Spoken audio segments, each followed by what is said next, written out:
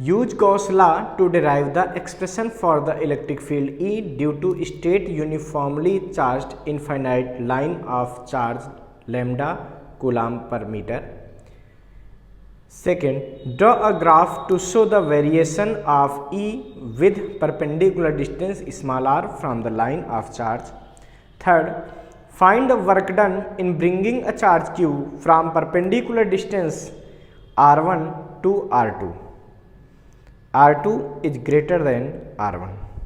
पहला हमें डेरिवेशन करना है वो क्या है कि electric field due to infinite line charge.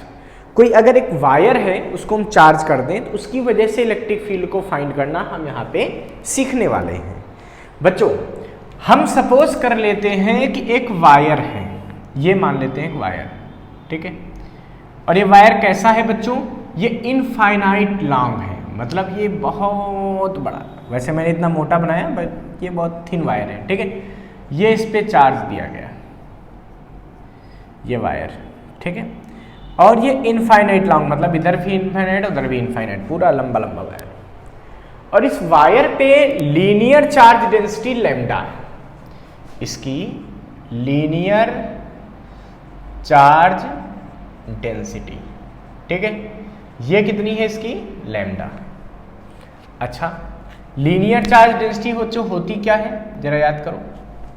तो आपको मैं बता दूं कि अगर किसी वायर पे जब चार्ज देते हैं, जैसे मान लीजिए वायर है, इस पे हमने कुछ चार्ज दिया, अगर इस वायर की लेंथ L है, ठीक है, और इस पे हमने चार्ज बच्चों दिया Q, तो जो लैम्डा होता है लीनियर चार्ज डेंसिटी, ये होता है Q अपान L। लैम्डा बराबर क्या होता है, Q अपान L, ठीक है, ये होती है बच्चों लीनियर चार्ज डेंसिटी। इसको हम ऐसा भी बोलते हैं कि चार्ज एट यूनिट लेंथ, इसको आप ऐसे भी समझ सकते हो, क्या समझ सकते हो, चार्ज एट यूनिट लेंथ। इसलिए इस पे इतनी चर्चा कर ली क्योंकि इसका हमें अभी यूज करना है। और इसकी जो यूनिट है वो बच्चों यूनिट इसकी होती है कूलाम पर मीटर। क्या होती है, कूलाम पर मीटर, क्यू की कूलाम, एल की मीटर, कूलाम पर मीटर, ये इसकी यूनिट होती है। अच्छा, तो हमने एक वायर मान लिया जिसकी लीनियर चार्ज डेंसिटी हमने क्या मान ली बच्चों, लैम्डा मान ली, मतलब इसकी यूनिट लेंथ पे जो चार्ज है वो क्या है, लैम्डा है। अब हम बात करते हैं बच्चों कि हमको इस वायर से स्मॉल आर डिस्टेंस पे एक पॉइंट लेना है। इस वायर से कितनी दूर हमने एक पॉइंट लिया बच्चों, स्मॉल आर मीटर दूर, देखो ये स्मॉल आर मीटर। यहाँ पे हमें इलेक्ट्रिक फील्ड इंटेंसिटी कैलकुलेट करनी है, और कैसे कैलकुलेट करनी है, with the help of Gauss theorem. तो यहाँ हम गॉस थ्योरम का यूज करके इलेक्ट्रिक फील्ड निकालेंगे। अच्छा, तो भाई सबसे पहले बात तो यहाँ पे आती है कि यहाँ जब इलेक्ट्रिक फील्ड निकालनी है तो हमको सोचना क्या पड़ेगा, तो गॉस थ्योरम तो पहले हमको पता होनी चाहिए। गॉस थ्योरम क्या बताती थी, किसी भी क्लोज्ड सरफेस से पास होने वाला नेट फ्लक्स उसमें प्रेजेंट चार्ज का उससे इनक्लोज चार्ज का 1/ε0 टाइम्स होता है। तो गॉस थ्योरम क्या बताती थी कि the net flux enclosed in any close loop is 1/ε0 times of total charge enclosed in it, ठीक है, किसी भी क्लोज लूप से जो नेट फ्लक्स होता है वो Q/ε0 होता है। बच्चों हमें यहाँ पे इलेक्ट्रिक फील्ड निकालनी है, तो अभी क्या ये क्लोज चार्ज के अंदर है, क्लोज सरफेस के अंदर है ये पॉइंट, नहीं। तो हमारा पहला टारगेट ये होता है कि हम इस P पॉइंट को क्लोज करने की कोशिश करें, ठीक है। अब आपको मैं यहाँ पे बता दूं कि इस P पॉइंट को क्लोज करने के लिए हम लोग एक इमेजिनरी सरफेस लेट कर लेते हैं। भाई यहाँ ऐसे तो क्लोज हो नहीं रहा, तो हम क्या करेंगे, एक इमेजिनरी सरफेस लेट कर लेंगे, ठीक है। तो ये एक इमेजिनरी सरफेस हम यहाँ पे लेट कर लेंगे, मान लीजिए ऐसा। और इमेजिनरी सरफेस जो बनाते हैं, इस सरफेस को बोलते हैं क्या है, इसको बोलते हैं गॉसियन सरफेस। क्या बोलते हैं, इसको हम लोग बोलते हैं Gaussian surface.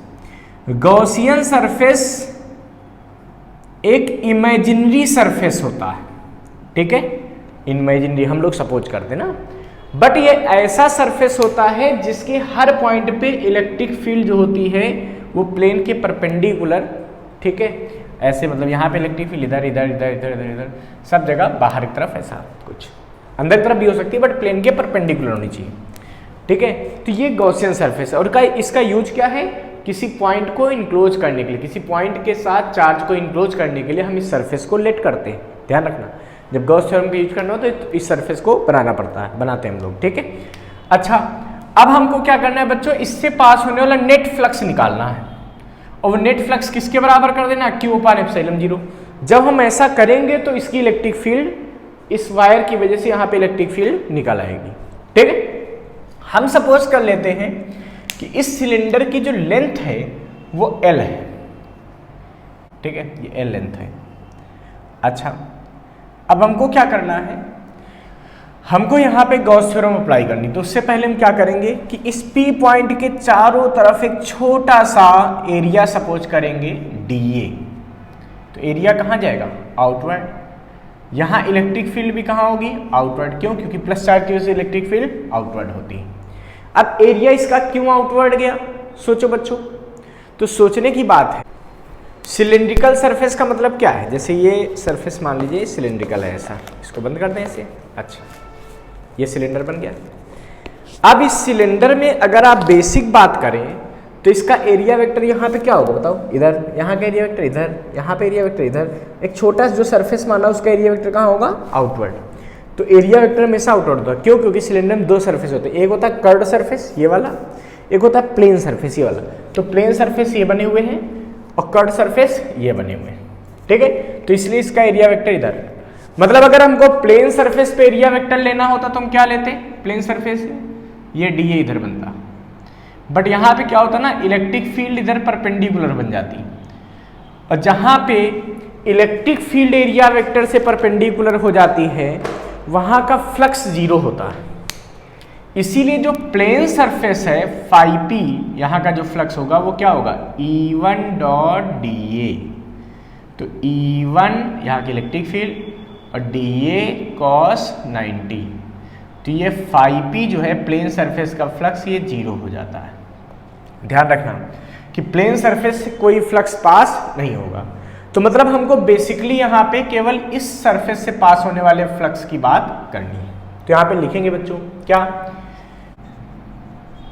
Electric flux passing through small area dA at curved surface, ठीक है। इस कर्व्ड सरफेस के dA से पास होने वाला फ्लक्स निकालेंगे। ये फ्लक्स क्या निकलेगा बच्चों, ये निकलेगा d फाई बराबर E डॉट dA, ठीक है। तो d फाई बराबर क्या हो जाएगा, E dA cos 0 डिग्री। क्यों, A डॉट B बराबर क्या होता है, AB cos थीटा, तो E dA cos 0 डिग्री। क्यों, क्योंकि E और dA दोनों एक ही तरफ, जब सेम डायरेक्शन है तो दोनों बीच का एंगल क्या हो गया, 0 डिग्री, इसलिए ऐसा लिया।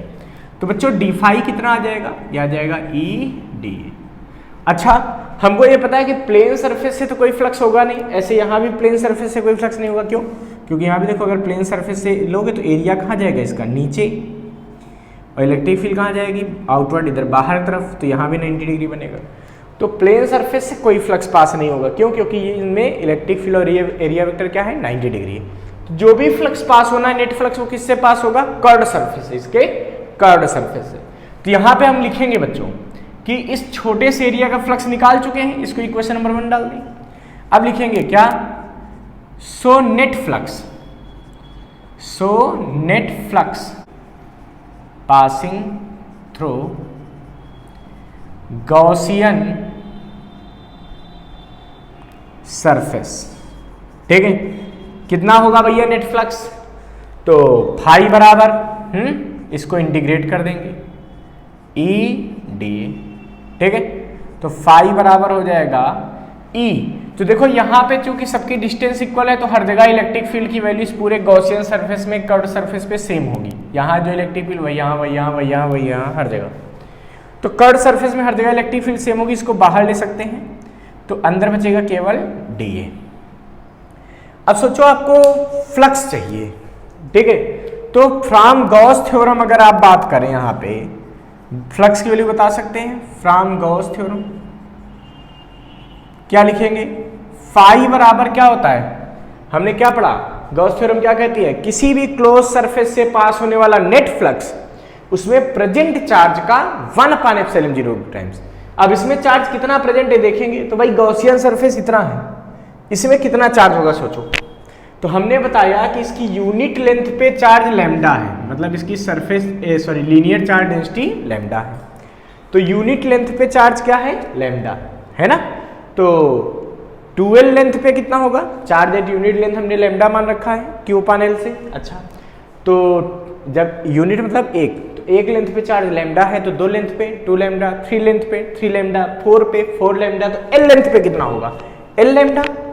इसका मतलब फाई बराबर जो Q/ε0 लेना है तो Q इनक्लोज्ड अपान ε0 आएगा, यानी कि फाई यहां से आ जाएगा, Q इनक्लोज्ड कितना होगा, l लैम्डा अपान ε0।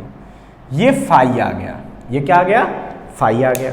अच्छा सोचो इसका एरिया वेक्टर का इंटीग्रल कितना आएगा, सोचो बच्चों, डी।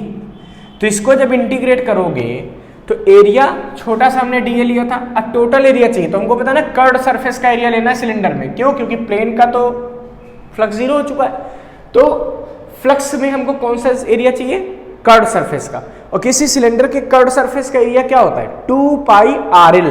क्या होता है, 2πrl। ठीक है, r इसकी रेडियस है, l इसकी लेंथ है। ये दोनों वैल्यू यहां पुट कर देंगे, यानी कि अब क्या आएगा बच्चों बताओ।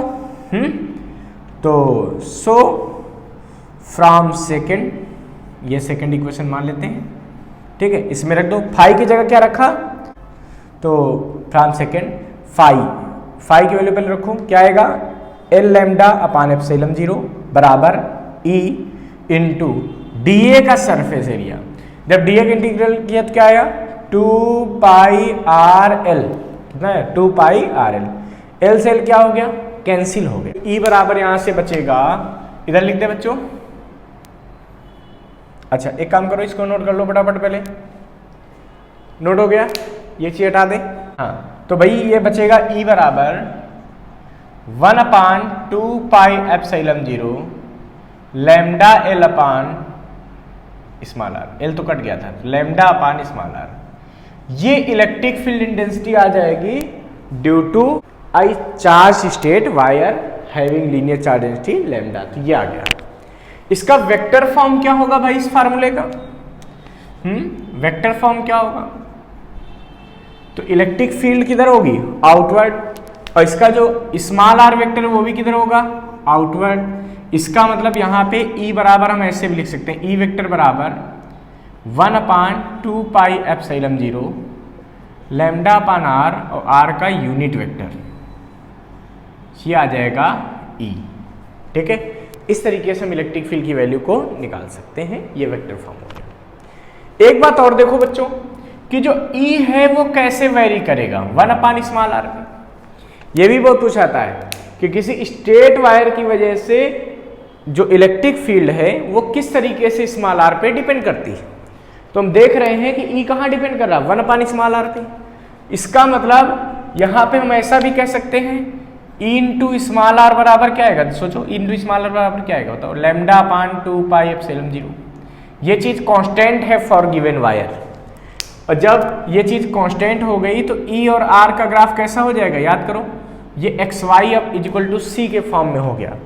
तो इसका मतलब जैसे जैसे स्मॉल r बढ़ेगा वैसे वैसे इलेक्ट्रिक फील्ड घटेगी। तो ये कुछ ऐसे बन जाता है। ठीक है, तो जैसे जैसे डिस्टेंस बढ़ेगी वायर से वैसे वैसे इलेक्ट्रिक फील्ड की वैल्यू कम होगी। मतलब यहाँ इलेक्ट्रिक फील्ड ज़्यादा और कम आगे बढ़ने पर इलेक्ट्रिक फील्ड की वैल्यू लगातार घटती जाएगी। क्यों, R जब बढ़ेगा तो E की वैल्यू घटेगी। ये रेक्टेंगुलर हाइपरबोला बन गया। ये ग्राफ कैसा बोलते हैं इसको, रेक्टेंगुलर हाइपरबोला। ये वेरिएशन हो गया E का स्मॉल r के साथ। ठीक है, इसको फटाफट नोट कर लीजिए। तो देखिए बच्चों, इस क्वेश्चन का जो थर्ड पार्ट है वो हमसे क्या कह रहे हैं, वो हमसे कह रहे हैं कोई एक वायर है, चार्ज्ड वायर, ठीक है, जिसकी लीनियर चार्ज डेंसिटी लैम्डा है। तो इसके पास R1 डिस्टेंस से मतलब यहां से R2 डिस्टेंस तक, मतलब यहां तक किसी Q चार्ज को ले जाने में क्या वर्क करना पड़ेगा वो हमको बताना है। कोई Q चार्ज यहां से A से B तक ले जाना है तो हमें उसका वर्क निकालना है, ठीक है। जबकि उन्होंने कह दिया है कि इसकी लीनियर चार्ज डेंसिटी जो है वायर की वो क्या है, लैम्डा है। जब वायर की लीनियर चार्ज डेंसिटी लैम्डा होती है तो हमको पता है कि स्मॉल r डिस्टेंस पे इलेक्ट्रिक फील्ड का फार्मूला क्या होता है, वो होता है lambda upon 2 pi epsilon 0 r। बच्चों देखिए, हमको A से B पॉइंट तक ले जाना है किसी वायर चार्ज को। हमको पता है कि यहां पे इलेक्ट्रिक फील्ड कितनी होगी, सोचो A वाले पॉइंट पे इलेक्ट्रिक फील्ड कितनी होगी, ये होगी lambda upon 2 pi epsilon 0 r1। और B वाले पे इलेक्ट्रिक फील्ड कितनी होगी, सोचो lambda upon 2 pi epsilon 0 r2।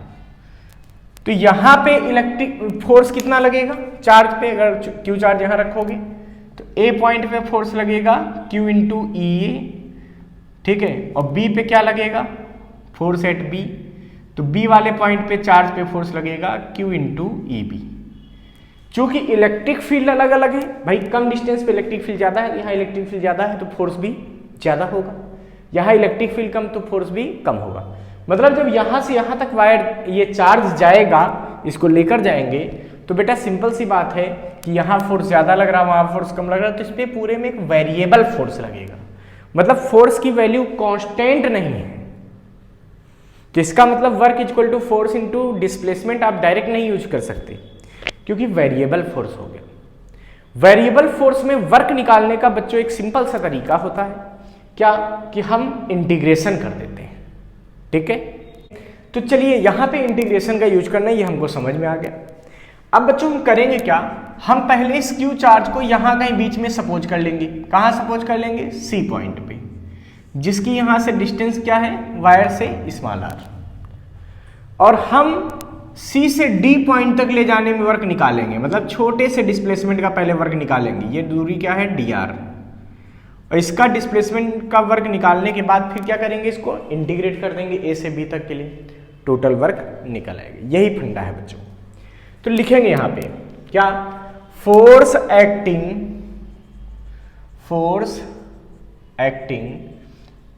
Eight charge Q at point C point पे जब चार्ज होगा तो उस पर कितना फोर्स लगेगा, तो भाई फोर्स होता है QE। फोर्स क्या होता है, Q इंटू E। E कहाँ का, C पॉइंट का। भाई C पॉइंट पे E की वैल्यू क्या होगी सोचो, तो C पॉइंट पे E होगा lambda upon 2 pi epsilon 0 r। ये होता है ना लैम्डा अपान 2 पाई एप्सिलॉन 0, ये डिस्टेंस वो स्मॉल r है, तो रख दिया मैंने। ये फोर्स लग गया इस पॉइंट पे।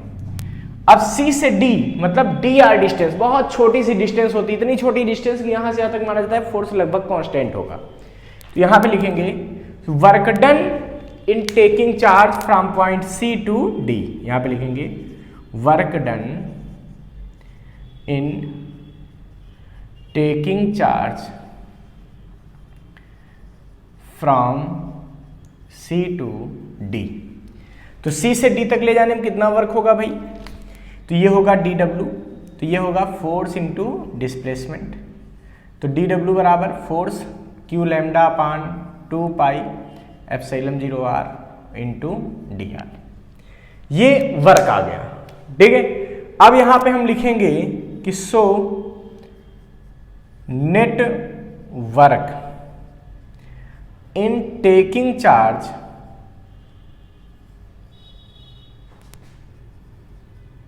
From A to B, A से B तक ले जाने में टोटल वर्क।